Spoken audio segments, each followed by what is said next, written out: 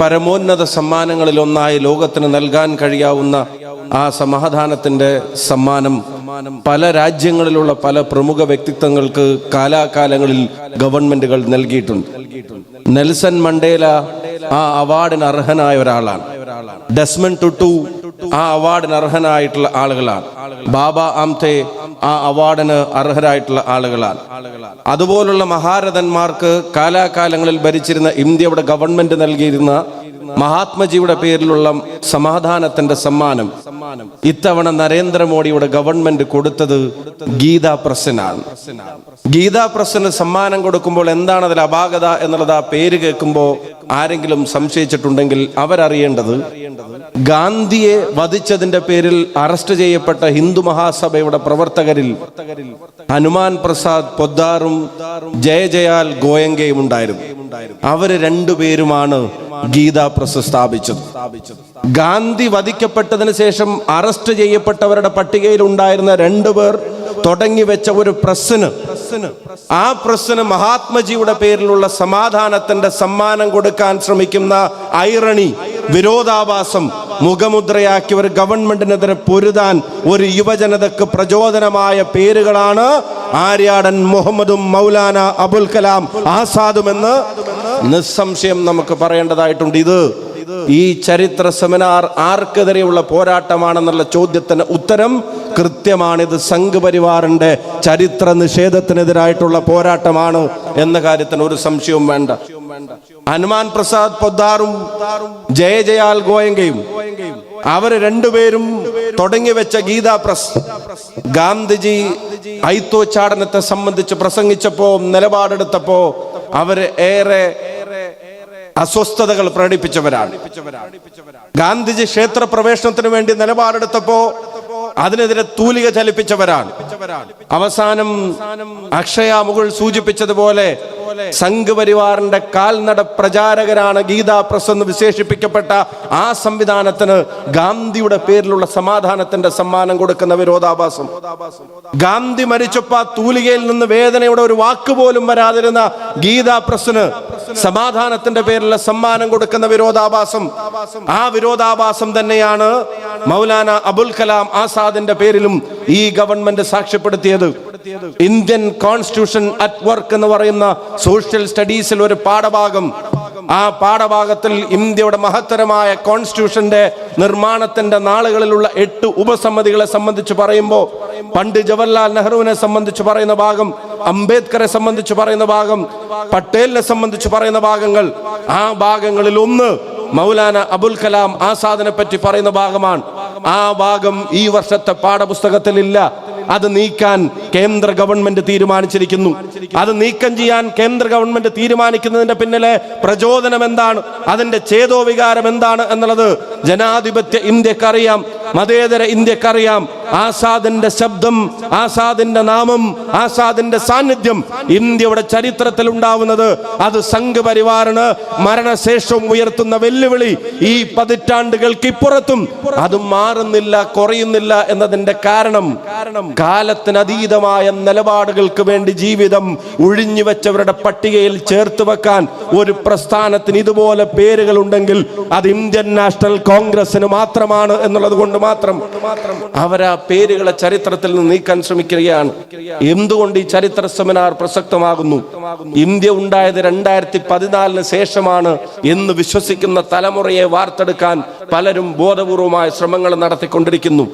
ഇന്ത്യയുടെ സർവകലാശാലകളും ഇന്ത്യയുടെ ചരിത്രങ്ങളും എല്ലാത്തിനും അപ്പുറം വാട്സപ്പ് യൂണിവേഴ്സിറ്റികൾ പടച്ചുവിടുന്ന കള്ളക്കഥകളാണ് ഇന്ത്യയുടെ ചരിത്രമെന്ന് വിശേഷിപ്പിച്ച് യുവതയെ, ജനതയെ ഭിന്നിപ്പിക്കാൻ ഇന്റൻഷണലായ ശ്രമങ്ങൾക്ക് ഗവൺമെന്റുകൾ നേതൃത്വം നൽകുന്നു. ബെന്നിച്ചേട്ടൻ ഇവിടെ സൂചിപ്പിച്ചു, 28-ാം തീയതിയും 27-ാം തീയതിയും തമ്മിലുള്ള വ്യത്യാസം സവർക്കറുടെ ജന്മദിനത്തിലല്ല, ഇന്ത്യയുടെ പാർലമെന്റിന്റെ ജനാധിപത്യത്തിന്റെ ശ്രീകോവിലിന്റെ വാതിലുകൾ ഇന്ത്യയിലെ ഗവൺമെന്റ് തുറക്കേണ്ടത് അത് നെഹ്റുവിന്റെ പേരിലാകണമായിരുന്നു. കത്തെഴുതി കൊടുത്തതിന്റെ പേരിലല്ല. 3256 ദിവസം വെള്ളക്കാരന്റെ തടവറയിൽ കഴിയുമ്പോഴും മാപ്പ് എന്നുള്ളത് സ്വപ്നത്തിൽ പോലും കാണാത്ത ധീരനായ നെഹ്റുവിന്റെ ആ പാരമ്പര്യത്തെ മറികടന്ന് ധൂർത്തപുത്രൻ ഈ മഹാ ഉദാര മനസ്കനായ പിതാവിന്റെ കാൽക്കലേക്കല്ലാതെ മറ്റെവിടെയാണ് വരേണ്ടതെന്ന് വെള്ളക്കാരന് കത്തെഴുതി കൊടുത്ത സവർക്കറുടെ ജന്മദിനത്തിലേക്ക് ഇന്ത്യയുടെ ജനാധിപത്യ ശ്രീകോവിലിന്റെ ഉദ്ഘാടനം അവർ വെക്കാൻ ശ്രമിക്കുമ്പോൾ മോഡി അതിൽ കണ്ടത് അതിലെ ഇഷ്ടികയും അതിലെ സിമന്റും അതിലെ ഉൽപ്പന്നങ്ങളുമാണെങ്കിൽ കോൺഗ്രസ് അതിൽ കണ്ടത് ജനാധിപത്യത്തിന്റെ വസന്തകാലത്തിലേക്ക് രാജ്യത്തെ കൈപിടിച്ച് നടത്തിയ മഹത്തായ മൂല്യങ്ങളുടെ അടിത്തറയിൽ കെട്ടിപ്പടുത്ത ഒരു മഹാസ്തംഭമായിട്ടായിരുന്നു നമ്മൾ അതിനെ കണ്ടിരുന്നത്. അവിടെ ചരിത്രം കീറിമുറിക്കാൻ, ഏടുകൾ കീറിമുറിക്കാൻ ഇവർ ശ്രമിക്കുന്നു. ചരിത്രത്തിൽ അവാസ്തവമായ കള്ളക്കഥകളെ ഭരണകൂടം തന്നെ പച്ച നുണകളെ ഭരണകൂടം സ്പോൺസർ ചെയ്ത് പ്രചരിപ്പിക്കാൻ ശ്രമിക്കുന്നു. നെഹ്റുവും ഗാന്ധിയും ആസാദും ചരിത്രത്തിന്റെ പാഠപുസ്തകങ്ങളിൽ നിന്ന് കീറി മാറ്റപ്പെടുന്നു.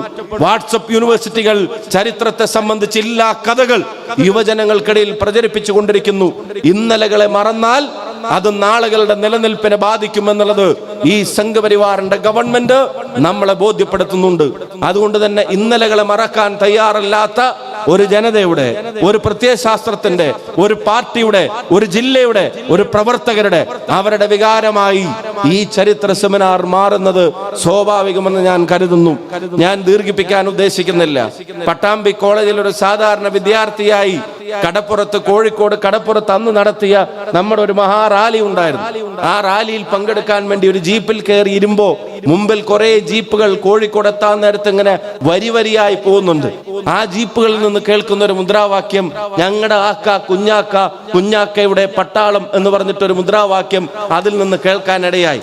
കൗതുകം കൊണ്ട് ഇത് ആരെ സംബന്ധിച്ചാണെന്ന് അന്വേഷിക്കുമ്പോൾ അന്ന് ഞങ്ങളുടെ കാലത്ത് KSUവിന്റെ പുറത്ത്, കോളേജിന് പുറത്തിറങ്ങിയവരും കോളേജിന് പുറത്തുള്ള കോൺഗ്രസ് നേതാക്കന്മാരും പറഞ്ഞു തന്നു, ഇത് ആര്യാടൻ മുഹമ്മദിന്റെ പട്ടാളം സമ്മേളനത്തിൽ പങ്കെടുക്കാൻ വേണ്ടി പോകുന്നതാണ്. അന്ന് കേട്ടു തുടങ്ങിയ പേര് ഇന്നും മനസ്സിൽ അടിയുറച്ചു നിൽക്കുന്നത് ഇരുന്ന കാലത്തെ ഉപയോഗിച്ച പദവികളുടെ പേരിലല്ല, എത്തിപ്പെട്ട ഉയരത്തിന്റെ പേരിലോ അല്ല, ഇരുന്ന പദവികളുടെയോ അധികാരത്തിന്റെയോ പേരിലല്ല. അതിപ്പോഴും ജനങ്ങളുടെ മനസ്സിൽ കൊത്തിവെച്ചിരിക്കുന്നത് ആ പേരിന് അതിന്റെ സൗന്ദര്യം മുഴുവൻ ചാലിച്ചത് ആർജവത്തോടെ എടുത്ത നിലപാടുകളുടെ അടിത്തറയിലായിരുന്നു എന്നുള്ളത് കൊണ്ട് തന്നെ അദ്ദേഹത്തിന്റെ പേരിൽ രൂപം കൊണ്ടൊരു ഫൗണ്ടേഷൻ, മൗലാന അബുൽ കലാം ആസാദിന്റെ കോൺഗ്രസ് പ്രസിഡന്റ്ഷിപ്പിന്റെ 100ാമത് വാർഷികത്തിൽ ഇത്തരമൊരു സംഗമം സംഘടിപ്പിക്കുമ്പോൾ അത് നരേന്ദ്രമോദിയോടും അമിത്ഷായോടും സംഘപരിവാറിനോടും ഈ രാജ്യത്തിന്റെ ചരിത്രത്തെ നിഷേധിക്കുന്നവരോടും പോരാടാനുള്ള ഈ ഊർജം യുവതക്ക് നൽകുകയായിരിക്കും എന്ന കാര്യത്തിന് ഒരു സംശയം വേണ്ട. ഒരുപക്ഷെ ഈ സംഗമം നമ്മളെല്ലാവരും ആഗ്രഹിച്ചത് പോലെ ഇത് ഉദ്ഘാടനം ചെയ്യുമായിരുന്നത് നമ്മുടെ എല്ലാവരുടെയും പ്രിയങ്കരനായ നേതാവ്, പ്രിയപ്പെട്ട ഉമ്മൻചാണ്ടി സാർ ആകുമായിരുന്നു എന്നുള്ളത് നിങ്ങൾക്ക് എല്ലാവർക്കും അറിയാം. അധികാരത്തിൽ എത്രയോ പതിറ്റാണ്ടുകൾ ഇരുന്നപ്പോഴും, അധികാരം തന്റെ കൈവെള്ളയിൽ ഇരുന്നപ്പോഴും ആ അധികാരത്തിന്റെയും അതിന്റെ ആവശ്യങ്ങളുടെ അടുത്തേക്ക് ഒരാളെയും വരാൻ അകറ്റി നിർത്താതെ അവരെല്ലാവരെയും ചേർത്ത് പിടിച്ച് ഒരു സാധാരണ കോൺഗ്രസ് പ്രവർത്തകന്റെ ദുഃഖത്തിൽ എന്നും ആശ്വാസമായ, അവന്റെ കഷ്ടപ്പാടിൽ എന്നും പ്രത്യാശയായ, അവന്റെ ബലഹീനതയിൽ എക്കാലത്തും ശക്തിയായിരുന്ന പ്രിയപ്പെട്ട നേതാവ്, ഒരാളുടെ മേലും തന്റെ അധികാരം അടിച്ചേൽപ്പിച്ചിട്ടില്ലാത്ത പ്രിയപ്പെട്ട ഉമ്മൻചാണ്ടി സാർ ഇവിടെ ഫിസിക്കലി ഇവിടെ ഇല്ലെങ്കിൽ പോലും തീർച്ചയായിട്ടും നമ്മൾ നടത്തുന്ന ഇത്തരത്തിലുള്ള എല്ലാ നല്ല പ്രവർത്തനങ്ങൾക്കും അദ്ദേഹത്തിന്റെ അനുഗ്രഹാശിസുകൾ ഉണ്ടായിരിക്കും എന്ന കാര്യത്തിന് ഒരു സംശയവും വേണ്ട. പ്രസ്ഥാനത്തിന്റെ അതിശക്തമായ തിരിച്ചുവരവിന്, യുവജനങ്ങൾ നടത്തേണ്ട പോരാട്ടത്തിന് ഇനിയും യൂത്ത് കോൺഗ്രസ് നേതൃത്വം നൽകും. ഞങ്ങളെക്കാൾ മികച്ചവർ ഇതിന്റെ മുന്നിലേക്ക് കടന്നു വരും. i2i News, an eye for truth. i2i News subscribe ചെയ്തിട്ടില്ലാത്തവർ ഇപ്പോൾ തന്നെ സബ്സ്ക്രൈബ് ചെയ്യുക. നോട്ടിഫിക്കേഷൻ ലഭിക്കുവാൻ ബെൽ ബട്ടണും അമർത്തുക.